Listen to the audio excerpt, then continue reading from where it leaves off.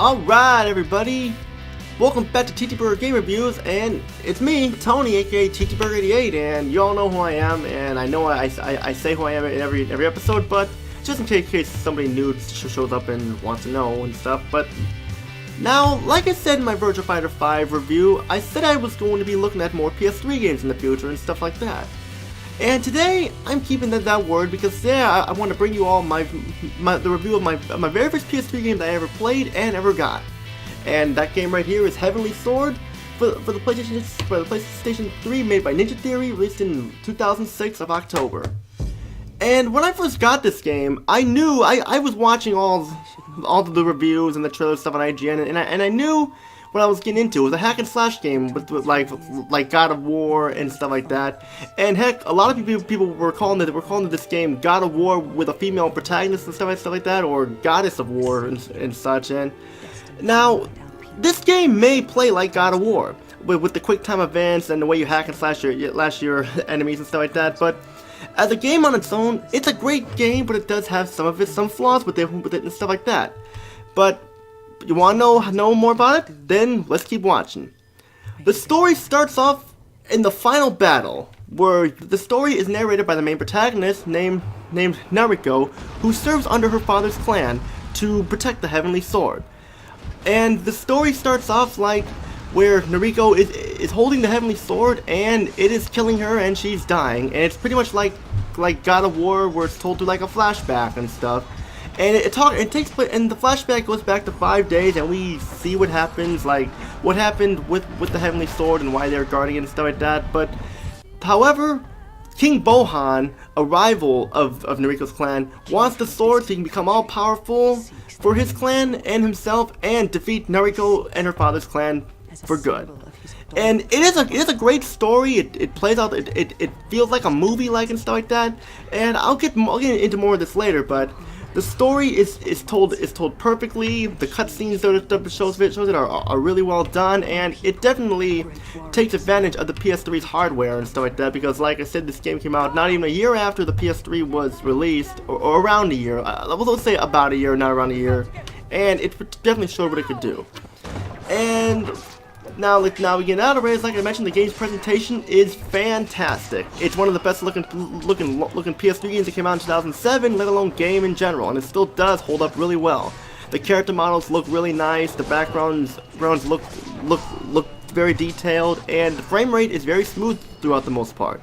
And you feel like you're watching an actual realistic movie that involves swords and stuff like that. That involves swords with rivals. It kind of reminds you of Lord of the Rings and stuff. And I will say, like there's not really much else to say about the graphics. So let's move on to the sound now. And the sound, all I can say is, wow, how did they make the sound so amazing and stuff? And music is fantastic, with some orchestra sounding tracks that remind you of stuff from like Lord of the Rings and stuff like that.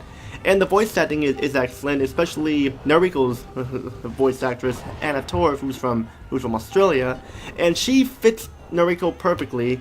However, though, like some of the voice acting can be a little bit hammy at times as well. Like, for example, like some of Bohan's men and stuff like that, and psychics and stuff may sound a little bit hammy, but for the most part, they do a great job and stuff like that. But now we gotta get into the gameplay, which is the main meat here. And basically, what do you do in Heavenly Sword here? It's like I said, it's a hack and slash game, like God of War and stuff. And one thing that does get to me here is that people have the nerve to call this a God of War ripoff, or it's just God of War with a female protagonist and stuff like that. It's like, oh my god, why is it a hack and slash game and stuff like that? I mean, it's ripping off God of War and stuff. Let me tell you something here, people. God of War was not the first hack and slash game that was ever made. You know how many hack and slash games were made before God of War?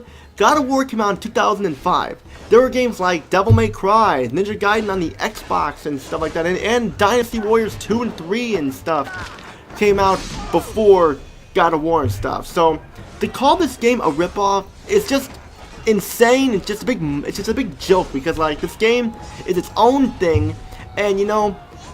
And those of you who want to call it a little ripoff of God of War, go right ahead. But just to tell you right now, The premise here for this is a lot more interesting than God of War's Greek mythology, which I have nothing against Greek mythology. It's just that I never really cared for Greek mythology in the first place. But here, the premise here is definitely 10 times better.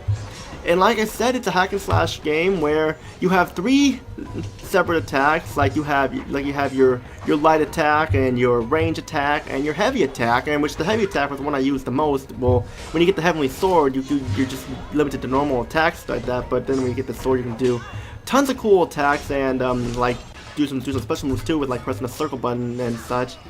And you can also do some pretty cool stuff with the 6-axis tilt controller too, like aim like arrows and stuff like that, which I will get to which I will talk about later when we get to Kai's gameplay, which I know I kind of spoiled there. I should have said some there. But like, there's also quick time events here as well, just like how it was in God of War, and they fit perfectly. And like, I failed a couple times here because like I hadn't played this game in a long time. I beat it on New Year's Eve of 2007.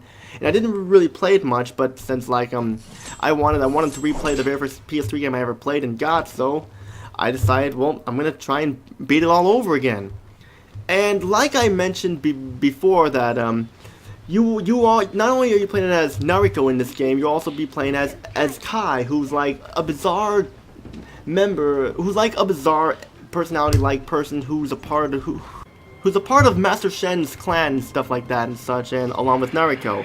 And to be honest with you, like, playing as Kai took a little time to get used to because, like, while I said you can do some cool things with the 6-axis tilt function, playing as Kai when you have to aim the arrows and stuff like that can take a little bit of time to get used to. Like, there were times when I was playing this in the beginning, I had a little bit of trouble, but practice makes perfect is pretty much all I can say about that.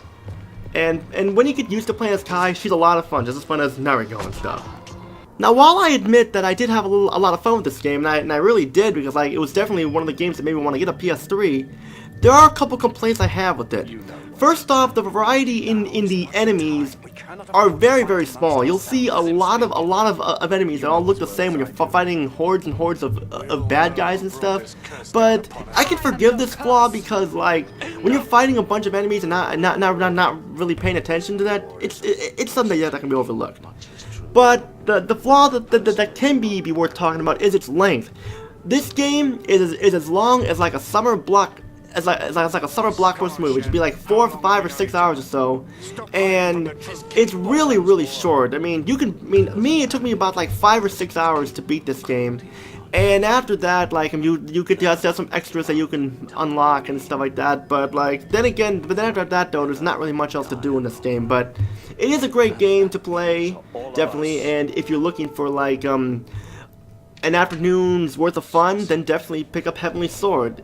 I mean, yeah, the length will probably turn off some people and stuff like that, and yet some, like the settings stuff that a lot of people did not like it because they were calling it God of War ripoff, which is not true at all.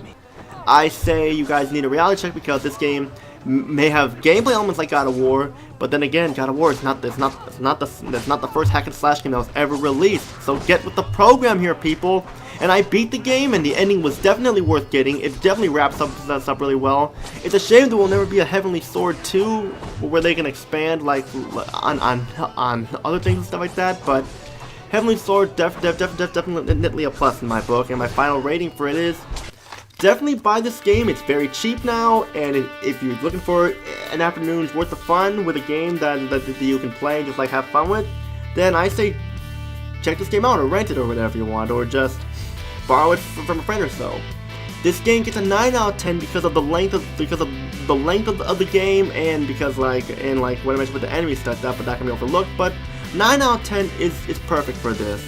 And that's pretty much it for this episode. And you're probably wondering, will I be reviewing more PS3 games? The answer is yes. I definitely have more PS3 games that I want to review. But will I stop reviewing PS1, PS2 games? The answer is definitely no.